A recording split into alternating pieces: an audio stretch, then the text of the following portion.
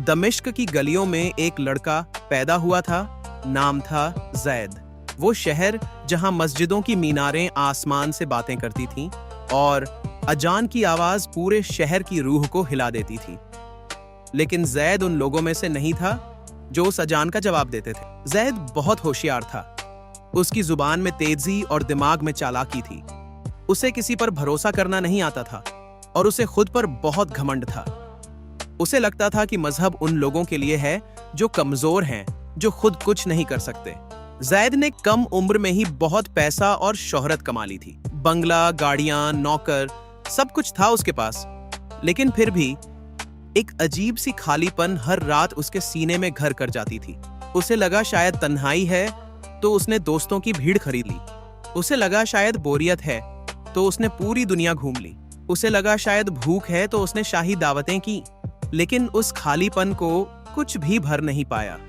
एक रात जब वो किसी पार्टी से लौट रहा था, जबरदस्त बारिश होने लगी। उसकी गाड़ी खराब हो गई और उसे एक गांव के पास रुकना पड़ा।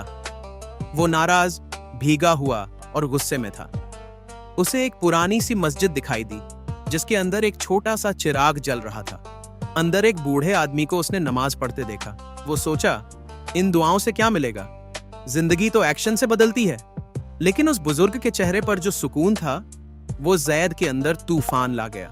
नमाज के बाद उस बुजुर्ग ने मुस्कुराकर उसे अंदर बुलाया, चाय दी, सूखे कपड़े दिए और आराम से बैठने को कहा। जैद ने हैरानी से पूछा, आप मुझे जानते भी नहीं, फिर इतनी मेहरबानी क्यों? बुजुर्ग ने मुस्कुराते हुए कहा, मुझे तुम्हें जानने की जरूरत नहीं, मेरा रब तुम्हें जानता है। जैद हंसा, अगर तुम्हारा रब मुझे जानता होता तो वो मुझे कभी पसंद न करता।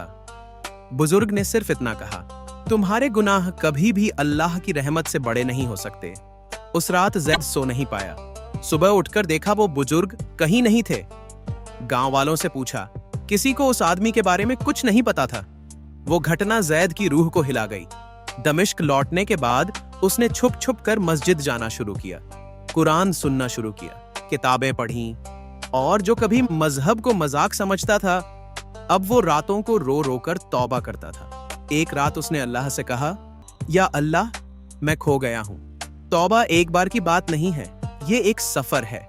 जैद ने वो सब कुछ छोड़ दिया जो हराम था। अपनी दौलत का बड़ा हिस्सा गरीबों को दे दिया।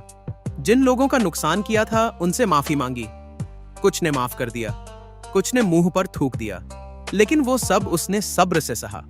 अब वो हर रात तहज्जुद में उठता, कुरान याद करता, हर जुमा गरीबों को खाना खिलाता। लोग अब उसे जैद अल-खाशी कहते थे, मतलब जैद जो रब के सामने झुक गया। एक दिन उसे एक खत मिला। एक शख्स जिसे जैद ने सालों पहले धोखा देकर बर्बाद किया था, अब बीमार था, बेघर और मरने की हालत में। जैद वहां गया, उस आदमी के सामने घुटनों पर बैठ गया और कहा, मैंने तुम्हारा सब कुछ छीन लिया, माफ कर दो। वो आदमी बोला, बहुत देर हो चुकी है। जैद 3 दिन तक उसकी सेवा करता रहा, उसके घाव साफ किए, खाना खिलाया, दुआ करता रहा। तीसरी रात उस आदमी ने कहा, अगर तुम्हारा रब तुम्हें माफ कर सकता है तो मैं कौन होता हूं ना करने वाला। और कुछ ही देर में उसकी मौत हो गई। सालों बीत गए। अब जैद खुद एक बुजुर्ग बन चुका था। एक दिन बारिश में चलते हुए उसने देखा एक नौजवान भीगा हुआ, परेशान, गुस्से में। जैद ने उसे घर बुलाया, चाय दी, सूखे कपड़े दिए। नौजवान ने पूछा, आप मुझे क्यों मदद कर रहे हो?